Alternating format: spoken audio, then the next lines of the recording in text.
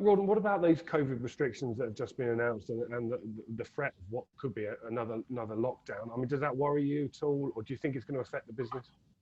Yeah, I mean, it's obviously not good news, James. I think I remember the conversations with some of our investors just as the news landed that customers were going to have to wear masks in retailers, and we were probably a little bit concerned about that. But that hasn't really had the impact that we felt it might sort of dent the momentum that was building.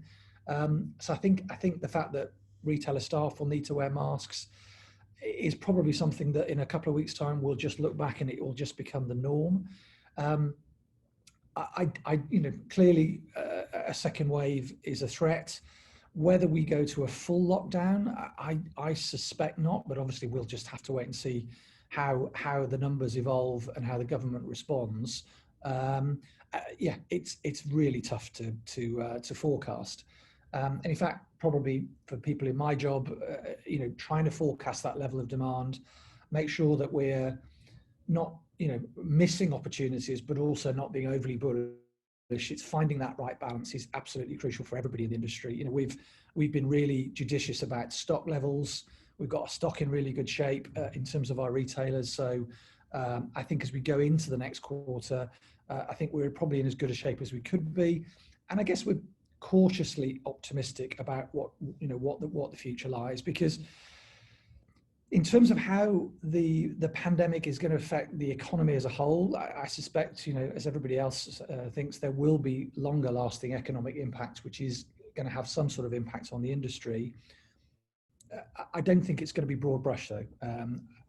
I also don't expect the premium market to be completely impervious to any economic impacts, but I suspect the premium market might fare a little bit better than total industry.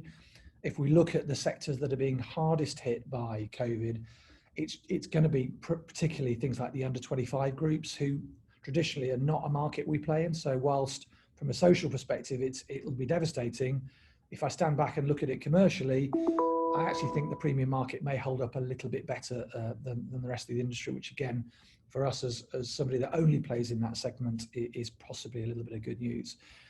For people that are in work, certainly consumer levels of debt are low, interest levels are low, and actually cash balances are really high for customers that are in employment. So in that context, they're probably not spending the money going out, they're not spending the money on holidays, and we're definitely seeing people, invest in other things such as cars. So there is a flip side that could give us some grains of positivity, but okay, as always, it's trying to strike that balance between when the opportunity is there and the customer's there. We've got to make sure that we're there and we've got stock and product available, but also make sure we don't get ahead of ourselves. That's really the balance we're trying to strike.